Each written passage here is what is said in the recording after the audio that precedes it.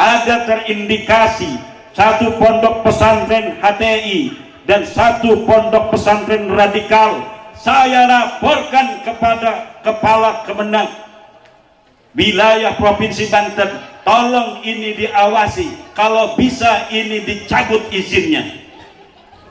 Tidak ada pondok pesantren Nahdlatul Ulama yang melahirkan satu teroris pun. Saya pondok pesantren Nahdlatul Ulama melahirkan pendekar-pendekar seperti Banser kita hari ini.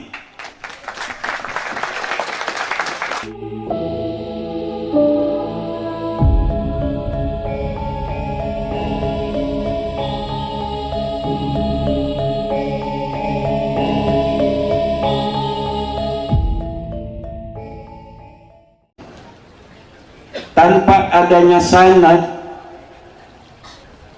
keberkahan ilmu itu dipertanyakan. Agama kita ini agama yang kita warisi dari baginda Nabi besar Muhammad sallallahu alaihi wasallam. Baginda Nabi mewariskannya kepada para sahabat mewariskannya kepada para tabi'in mewariskannya kepada tabi'in, kemudian mewariskan kepada muridnya sampai ke Mama Cicantu, kemudian sampai kepada kita yang hadir pada hari ini. Bukan hanya sanad daripada ilmu, tapi sanad rohani, sanad spirit, sanad suhbah. Karena sanad itu ada 5.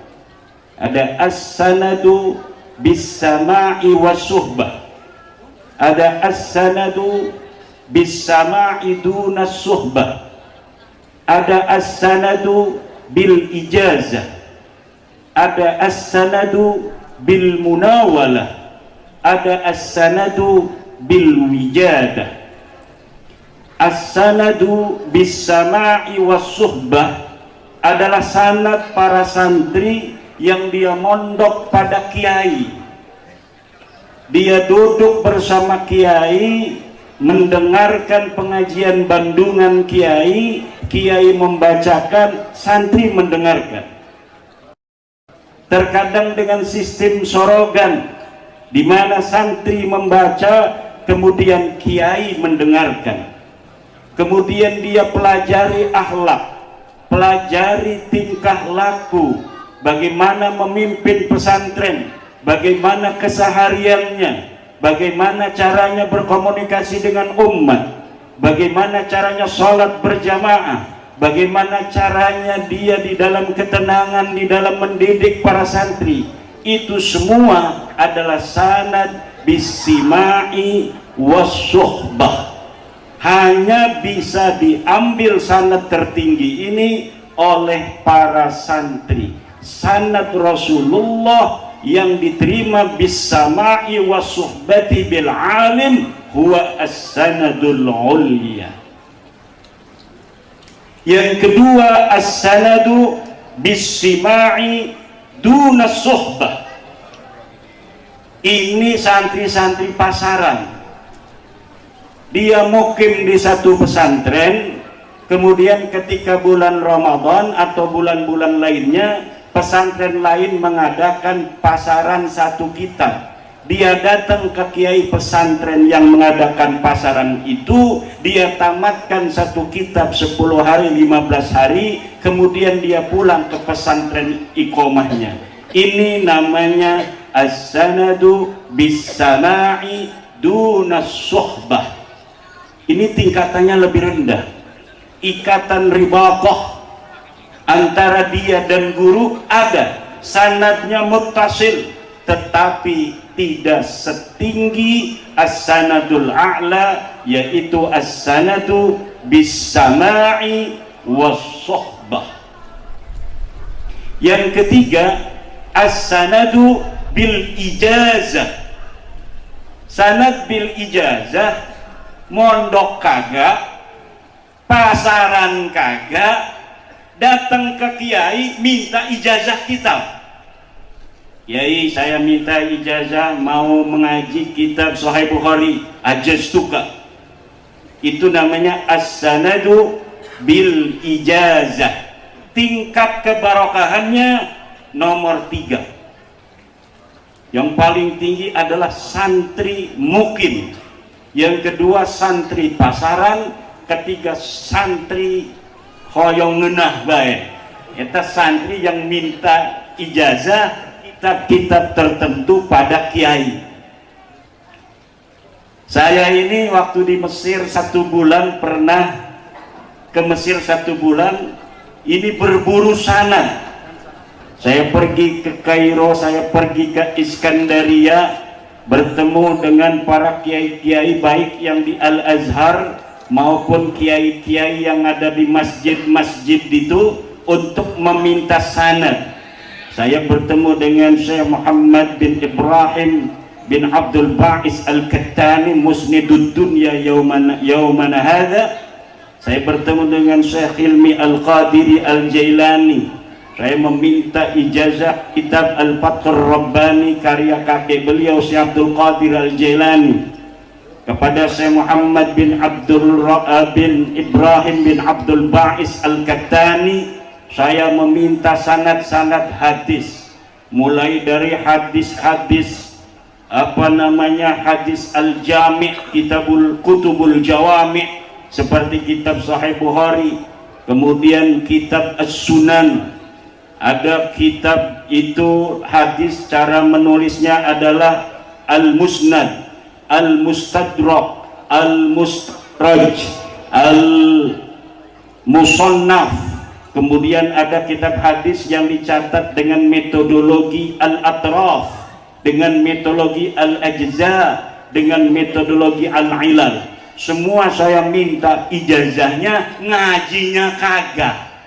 Hanya untuk nyambungin sanad, nyambungin silsilah dengan Rasulullah Muhammad sallallahu alaihi wasallam.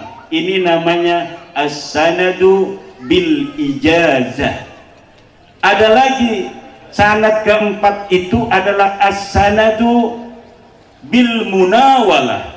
Sanad bil munawalah ini lebih enak. Kiai megang kitab, kitabnya karangan dia dikasihin, ajaztukum fi ma sannaftu fi hadal kitab, atau ajaztukum jami'a musannafati, diberikan kitabnya. Itu namanya as-sanad bil munawalah, nyambung sanadnya.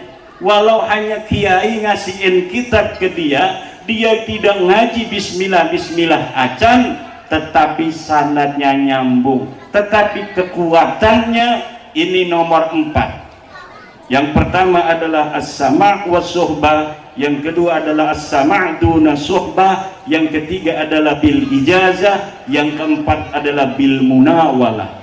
Ada lagi yang terakhir, sanad nyambung tetapi sanadnya bil wijadah, yaitu ketika kita menemukan kitab ulama, kita tidak ngaji ke beliau, ulamanya sudah meninggal dunia lama, tapi kita nemu kitabnya, kemudian di dalam kitabnya menyampaikan suatu masalah, kemudian kita membacanya, menyampaikannya kepada santri, itu namanya as-sanad bil wijadah. Wa yajibu fi as-sanad bil wijadah qaulu ra'aitu fi kitabi. Kalau dia khutbah di dalam kitab Al-Bukhari, Imam Bukhari mengatakan, itu harus ada kalimat di dalam kitab Al-Bukhari, Imam Bukhari mengatakan. Tidak boleh langsung Imam Bukhari mengatakan. Seakan-akan kalau mengatakan Imam Bukhari mengatakannya langsung kepada dia bis-sama'i was-suhbah atau bis-sama'i duna suhbah. Atau kalimatnya ra'aitu fi khattil Bukhari, ra'aitu fi kitabil Bukhari, ra'aitu fi kitab Muslim, ra'aitu fi kitab Ibnu Majah, ra'aitu fi kitab Ibnu Abi Daud dan sebagainya. Itu namanya as-sanad bil wijadah, boleh meriwayatkan dengan menyebutkan di dalam kitab apa. Itu namanya metodologi cara mengutip. Tentu keberkahannya tidak seperti orang yang mengaji Bukhari kepada guru sampai tamat. Itu bisa mengatakan haddatsani syaikhi Kiai Izzuddin, qala haddatsani syaikhi Kiai Jalaluddin Al-Ma'alli, qala haddatsani syaikhi Mama Kresek, qala haddatsani syaikhi Mama Ciwedus, qala haddatsani syaikhi Mama Khalil Bangkalan, qala haddatsani syaikhi Syekh Nawawi Banten, qala haddatsani syaikhi, terus sampai muridnya Imam Bukhari yang dia mendapatkan hadis Bukhari bukan karena dia membeli kitabnya, tapi langsung mendengarkan dari Imam Al-Bukhari. Itu yang lebih hebat. Laulal isnad laqala ma syaa ma syaa. Kalaulah tidak ada sanad kita berguru, maka siapapun bisa mengatakan apapun. Maka tadi saya mengatakan salah satu guru daripada Mama Cicantu agar kita mengetahui dari mana. Dan para ulama yang ada hari ini dari mulai Banten, Jawa Barat, Jawa Tengah, DIY, Jawa Timur, Aceh, Palembang, Padang, Lampung, dan seluruh Indonesia, semuanya mempunyai sanad silsilah kepada Rasulullah Muhammad sallallahu alaihi wasallam, kebanyakan melalui Syekh Nawawi Tanara Al-Bantani. Syekh Nawawi nanti ada silsilah kepada Syekh Arsad Al-Banjari di Kalimantan. Di dalam thariqah nanti ada silsilah daripada Syekh Abdul Karim At-Tanara, juga ada dari Syekh Tolhah Kalisapu Cirebon. Tidak akan jauh dari sanad-sanad silsilah yang kita ketahui hari ini daripada ulama-ulama kita yang tabakur dalam keilmuan. Ada yang tidak melalui Syekh Nawawi, yaitu langsung kepada Syekh Hasbullah pengarang kitab Riyadul Badi'ah. Itu seperti dari Kiai Hasan Mustafa Bandung, nanti langsung kepada Syekh Hasbullah pengarang kitab Riyadul Badi'ah, langsung ke orang-orang Arab, ke ulama-ulama yang ada di Timur Tengah. Untung saya masih punya sanad al-ali dari ulama-ulama Mekah tahun 50-an. Saya punya guru Syekh Asuri bin Tahir yang dia murid Syekh Tahir Pelamunan, tapi tidak hanya di Pelamunan, dia langsung pergi ke Mekah. Dia belajar kepada Sayyid Alwi Al-Maliki, belajar kepada Syekh Hasan Al-Masyat Musnid pada saat itu di kota Mekah. Dia juga belajar kepada Syekh Abdul Qadir Al-Mandaili, seorang ulama Mekah asal Mandailing Natal dari Sumatera Utara. Itu sanad-sanad ali. Kalau sanad yang dari Indonesia ke Syekh Nawawi ini bertingkat-tingkat antara as-sanadul a'la dengan as-sanadul adna. Sanad lebih sedikit itu lebih kuat. Kalau Syekh Nawawi dari jalur Mama Kresek tadi sudah 6 orang. Mama Cicantu, Mama Kresek aja ada 2. Mama Kresek, Mama Ocot ya. Kemudian ke Mama siapa bapaknya itu, Montopri. Kemudian ke Ciwedus, kemudian ke Syekh Khalil baru ke Syekh Nawawi Tanara Al-Bantani. Nah, kalau di Banten masih ada as-sanadul ali, sanad yang sangat sedikit kepada Syekh Nawawi At-Tanara Al-Bantani. Seperti saya mengambil ilmu dari Syekh Sanwani Tirtayasa kepada Syekh Cengkudu Mama Sidik, langsung kepada Syekh Nawawi At-Tanara Al-Bantani. 3, karena umurnya panjang-panjang. Inilah tradisi berguru di pondok pesantren Indonesia yang semuanya mempunyai jalur yang jelas. Pesantren-pesantren terutama di bawah Nahdlatul Ulama memiliki sanad keilmuan yang jelas. Coba kita lihat hari ini, ada pondok-pondok pesantren yang ujuk-ujuk ada di tengah sawah langsung jadi besar. Pondoknya itu langsung besar, santrinya itu didatangkan dari berbagai daerah, banyak juga. Itu ciri-ciri pondok pesantren la ala manhaji Nahdlatul Ulama, karena pondok pesantren manhaj Nahdlatul Ulama biasanya adanya di tengah desa. Dia seorang kiai, baru mondok dia itu pulang, kemudian ngajar ngaji kepada keluarganya, Fathul Qorib berdua, kemudian tambah tetangga yang lebih jauh, kemudian ketika sudah banyak bikin satu kobong, ketika tambah banyak 2 kobong, tambah banyak lagi nggak ada tempat, rumahnya dibikin pondok di tingkat, dan tata cara penataan pondoknya nggak jelas, ngacak kayak pondok Cicantu begini. Ini ciri-ciri pondok pesantren asli manhaj Nahdlatul Ulama. Kalau pondok pesantren yang tiba-tiba ada di tengah sawah, itu biasanya punya orang kaya raya, jangan-jangan punya pejabat juga. Pejabat pengen masuk surga, dia bikin pesantren, kiainya dapat ngebon, akhirnya sanadnya ke pejabat itu sanad ilmunya mentok ke pejabat. Biasanya kiai itu bukan hanya ngajar, kiai itu malamnya ngedoain santri. Dia belum bisa tidur kalau belum baca Fatihah untuk santri-santrinya. Kalau pejabat punya pondok pesantren, dia lagi ngitung-ngitung, waduh ini gimana urusannya KPK ini. Jadi hati-hati ibu-ibu kalau mesantrenin anak zaman sekarang, lihat siapa kiainya. Ini pondok pesantren besar, kadang-kadang mereknya pondok pesantren Imam Syafi'i, betul nggak?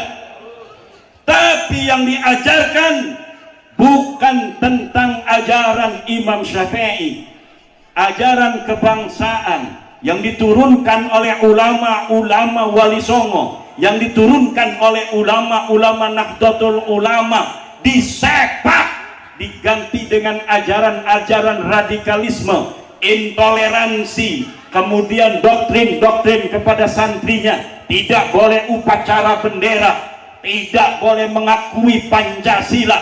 Pancasila dikatakan sebagai sebuah ajaran ideologi togut. Ini yang terjadi. Pemerintah di Banten, saya ketua Rabitah Ma'ahid Islamiyah, ketua pondok pesantren di bawah naungan Nahdlatul Ulama. Ada terindikasi satu pondok pesantren HTI dan satu pondok pesantren radikal. Saya laporkan kepada Kepala Kemenang wilayah Provinsi Banten, tolong ini diawasi, kalau bisa ini dicabut izinnya. Pak Kiai, belum ada undang-undangnya, ini adalah negara demokrasi, siapapun bisa membuat pondok pesantren. Akhirnya apa? Akhirnya banyak kejadian-kejadian intoleransi keluar dari pondok-pondok pesantren yang tidak jelas demikian itu. Tidak ada pondok pesantren Nahdlatul Ulama yang melahirkan satu teroris pun. Daya. Pondok pesantren Nahdlatul Ulama melahirkan pendekar-pendekar seperti Banser kita hari ini. Mana ya Banser, ayah hiji doang ieu. Kumaha eta? Waduh. Ayah dipungkerna. Banser. Banser Cianjur.